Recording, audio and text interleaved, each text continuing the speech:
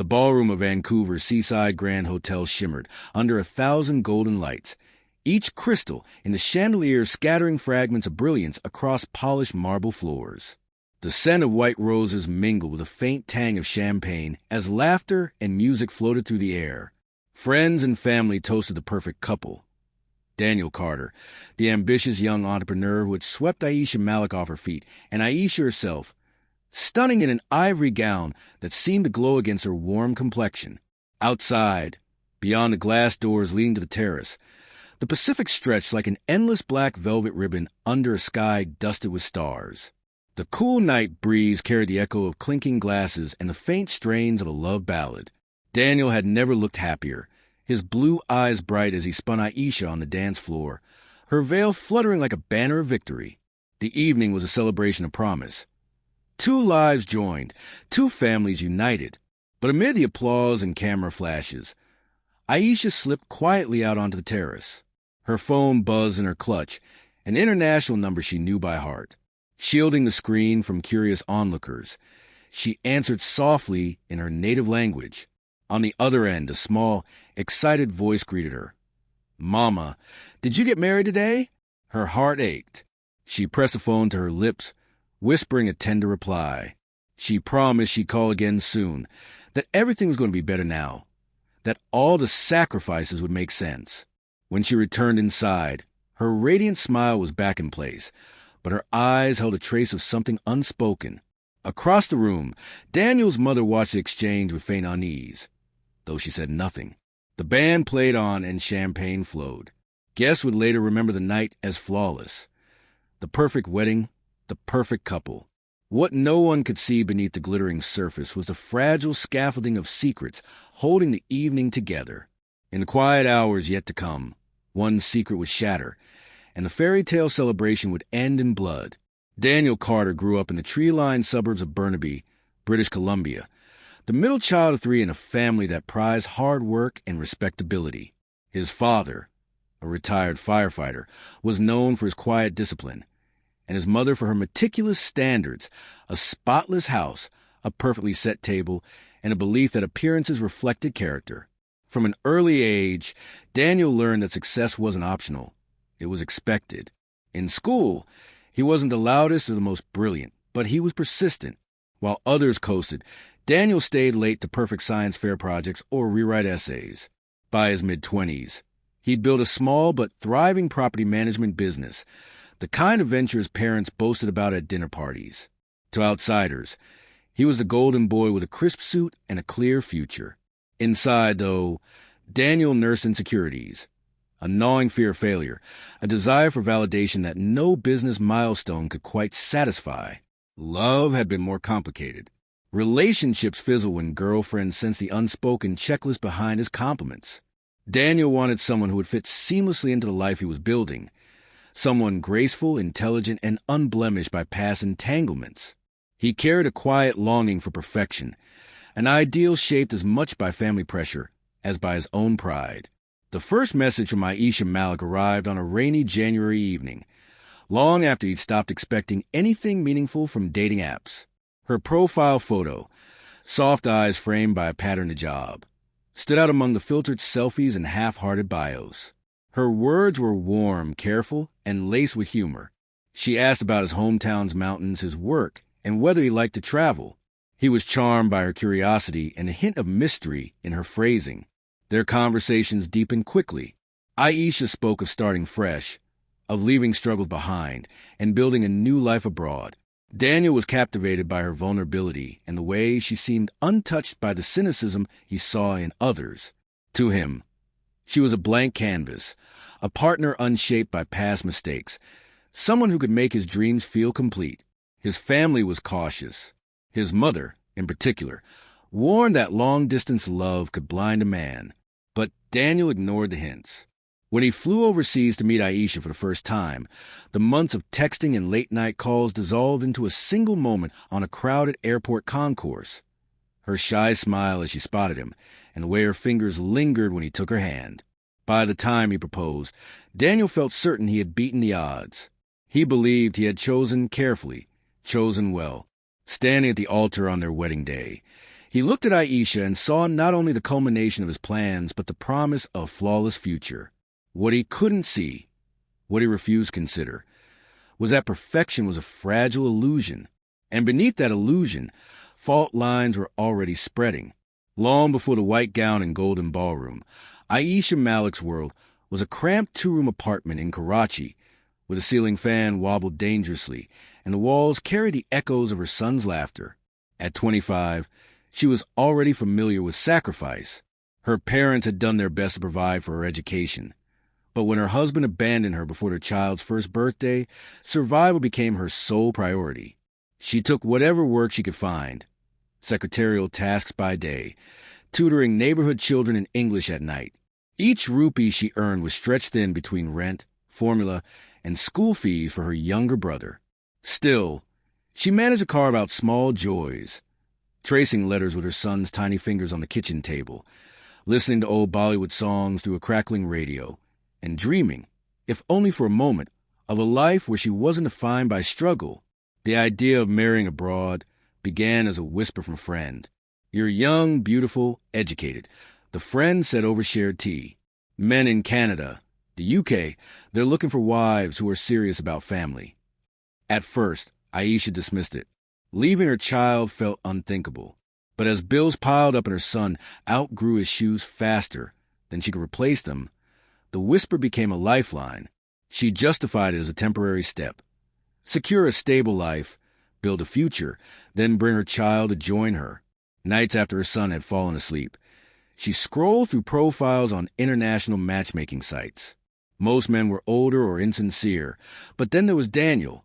His messages polite, his interest steady but not overbearing. He asked about her culture, her dreams, and the little things like her favorite childhood meal.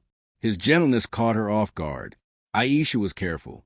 She didn't mention her child immediately, knowing how quickly some men recoil at the thought of raising another man's son.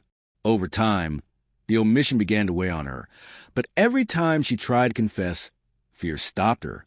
Daniel spoke of their future in such glowing terms, houses by the ocean, family dinners, travel, that she couldn't bring herself to risk it. When he flew to Karachi, she felt both excitement and dread. Watching him greet her parents with respectful warmth, she saw not just a husband, but a bridge to a future her child deserved. She convinced herself the truth could wait, that once their life was stable, Daniel would understand. The wedding preparations were rushed but joyful. Her son, too young to understand, clapped when she showed him photos of the dress she'd chosen. The night before her flight to Canada, she crept into his room and pressed a kiss to his forehead, whispering promises. "Mama will make everything better. I'll come back for you." Landing in Vancouver, Aisha marveled at the clean streets, the mountain skyline, and the way Daniel's hand felt secure in hers. She carried her secret like a fragile glass bead, visible only to her, precious and dangerous. To the world, she was a radiant bride starting a new chapter. But in the quiet moments, when she scrolled through saved photos of her son, guilt gnawed at her resolve. On their wedding night, as she stepped onto the terrace to answer that familiar international call, she knew her choices were balancing on a knife's edge. Love, ambition, and desperation had brought her this far. But even as she smiled to the phone, she couldn't silence the uneasy thought. Secrets don't stay buried forever. The morning of the wedding dawned pale and cool over Vancouver. The mountains wrapped in mist like a secret the city wasn't yet ready to reveal. In the suite overlooking Cole Harbor, Aisha stood before a floor-length mirror, her fingers trembling slightly as her bridesmaid pinned the last edge of her veil. The gown, a fitted ivory creation with delicate lace along the sleeves, seemed too beautiful, almost borrowed from someone else's life. Down the hall, Daniel adjusted his cufflinks with practiced ease. His best man joked about cold feet, but Daniel only smiled.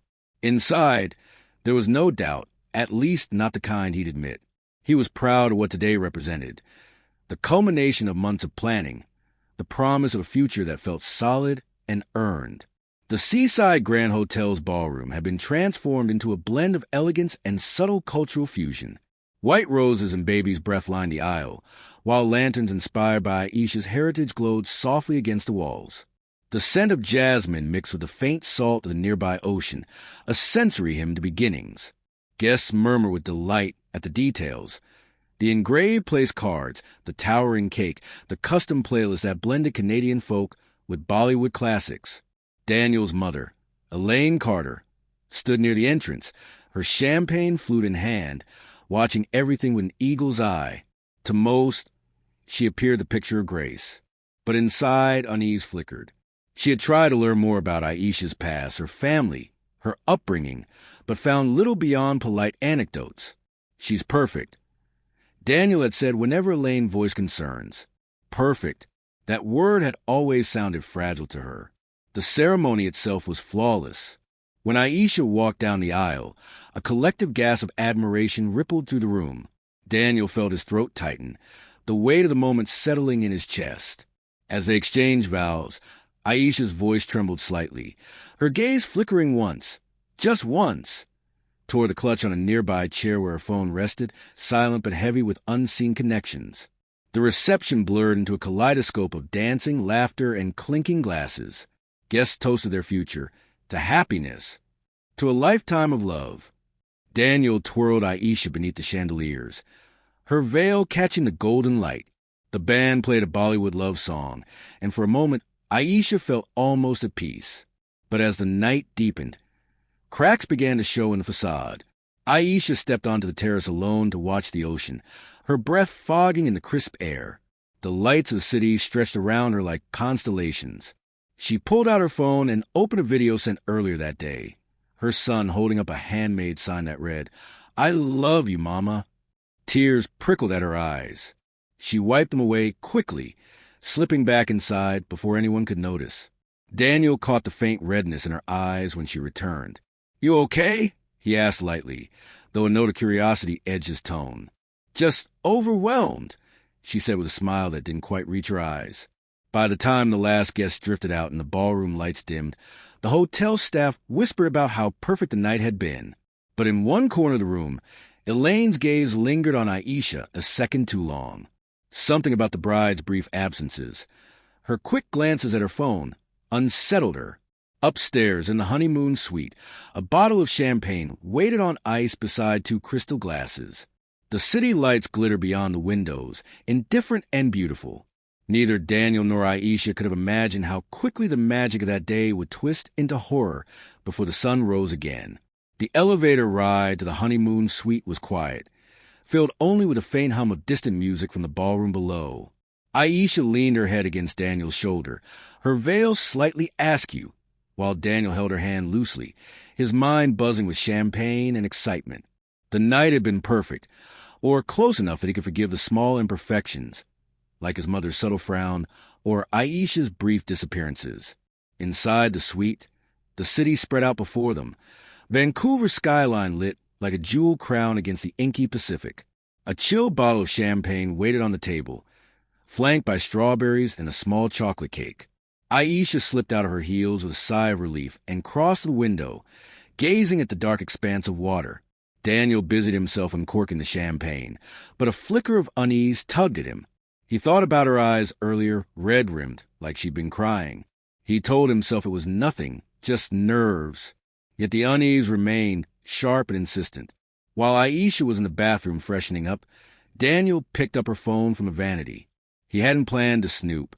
It was impulsive, fueled by curiosity and the faint bitterness of Elaine's words echoing in his head. "Do you really know her, Daniel?" The screen lit up with new notification.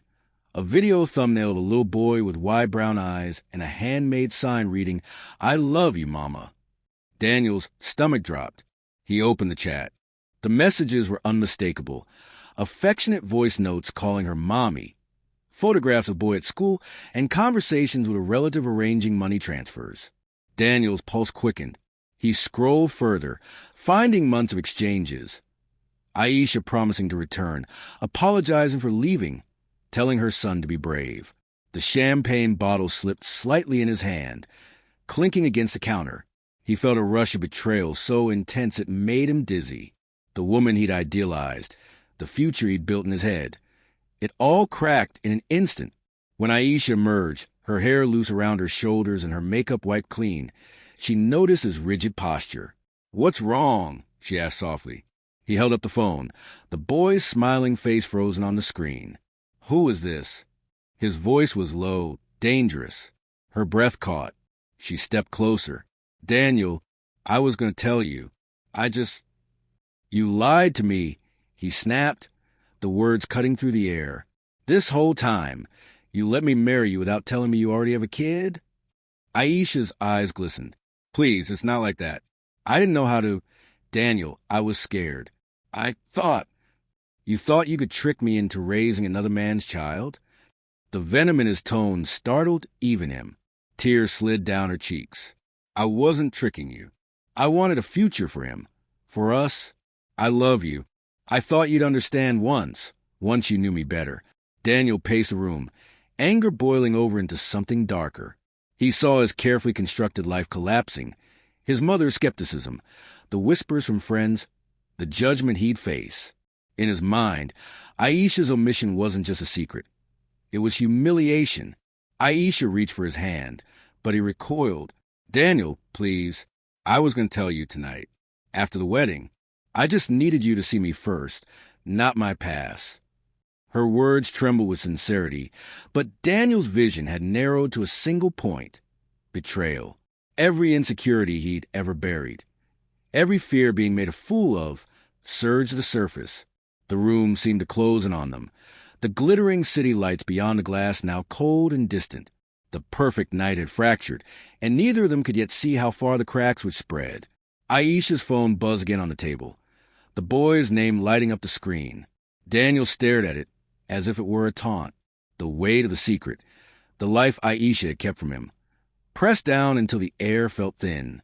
In that moment, the fairy tale was over.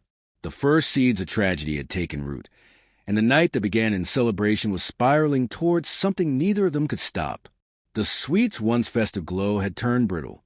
The champagne sat untouched, the strawberries forgotten. Daniel stood by the window, shoulders tight, staring at the distant lights of freighters sliding silently across the harbor. Behind him, Aisha perched on the edge of the bed, twisting her hands in her lap. "Daniel," she whispered, her voice cracking under the weight of unspoken fears.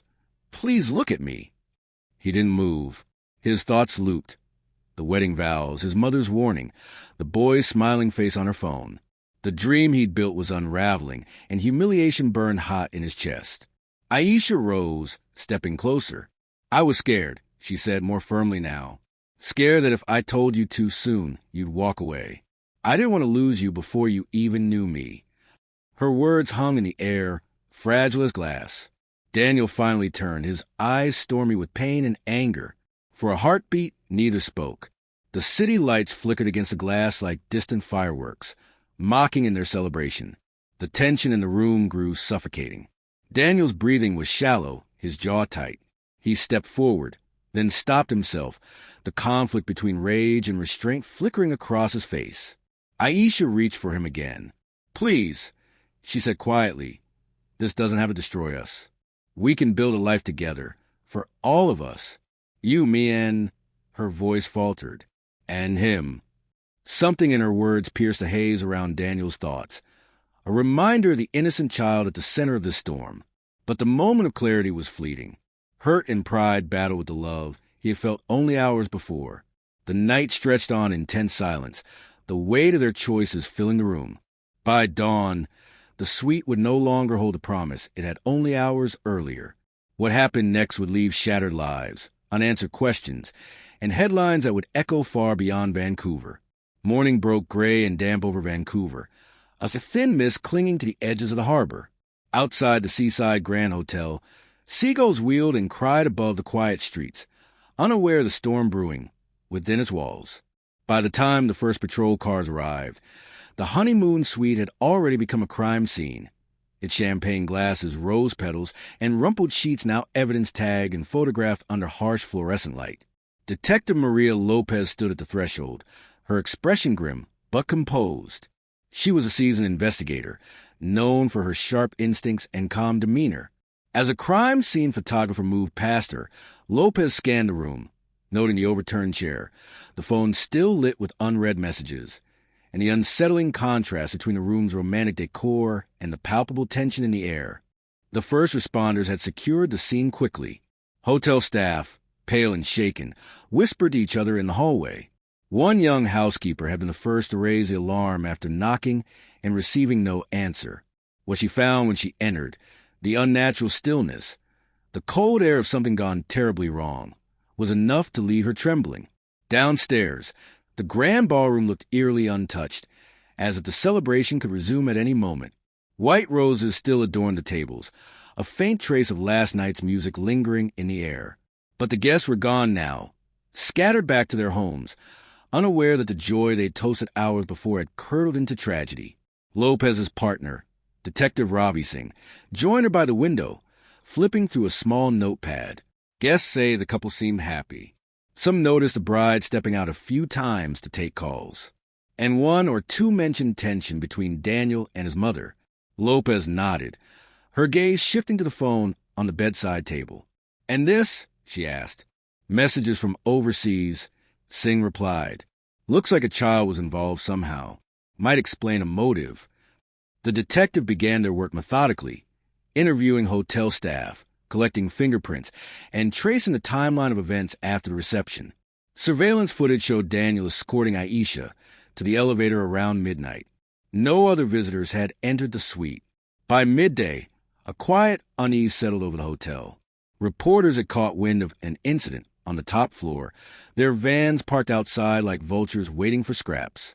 A small cluster of curious onlookers gathered by the entrance, murmuring about the beautiful bride they'd seen smiling in wedding photos posted online. Lopez moved through the hotel corridors with deliberate steps. She had handled enough cases to recognize when a story was about to become national news. A successful Canadian businessman, a young immigrant bride, a lavish wedding. Everything about it would captivate the public.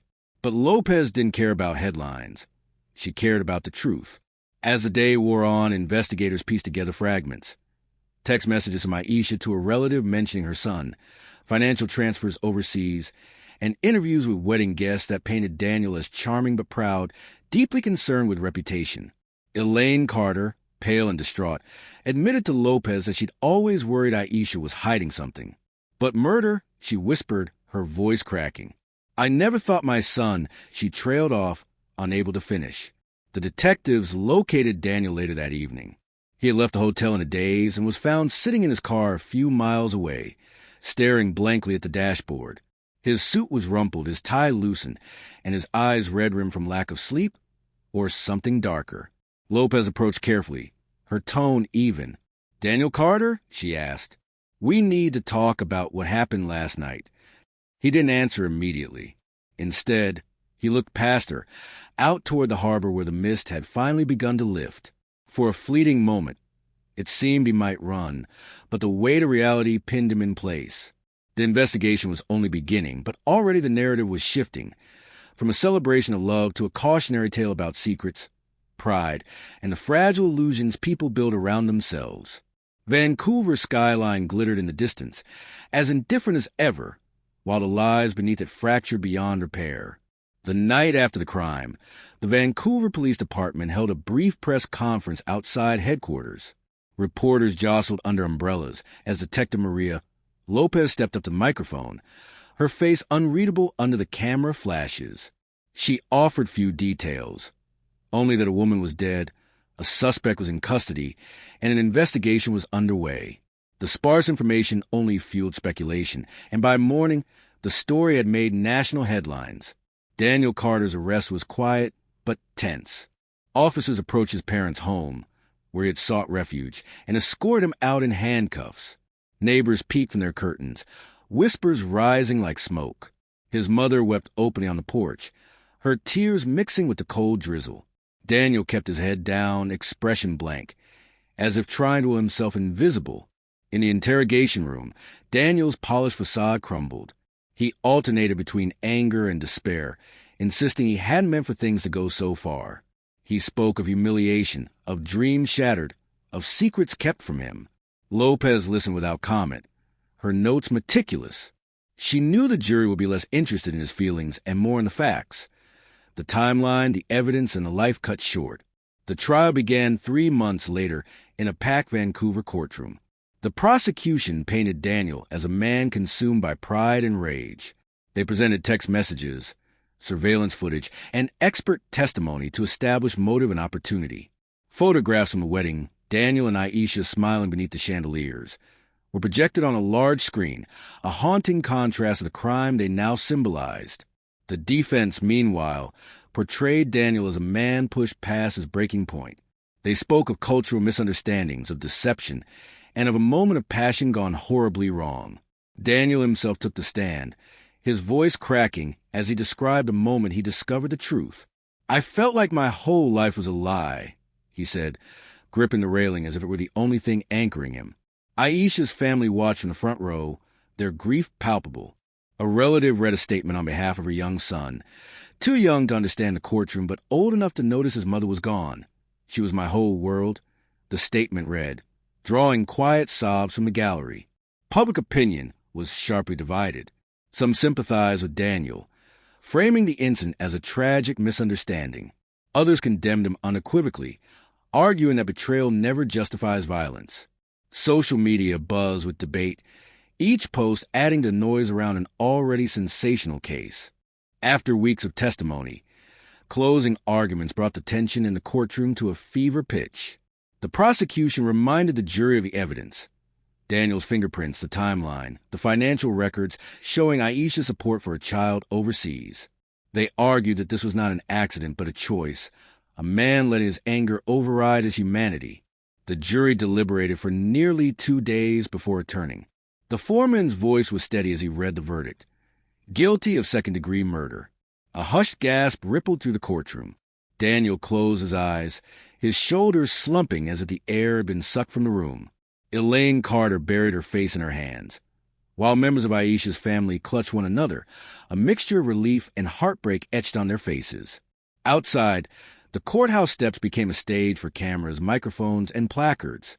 Detective Lopez, walking past the throng, declined interviews. She had seen too many tragedies spun into spectacle. To her, the case was never about headlines, but about a woman who deserved truth and justice. As Daniel was led away to begin his sentence, the city skyline glittered just as it had on the night of the wedding, beautiful, distant, and utterly unmoved. For those left behind, though, nothing would ever shine the same way again.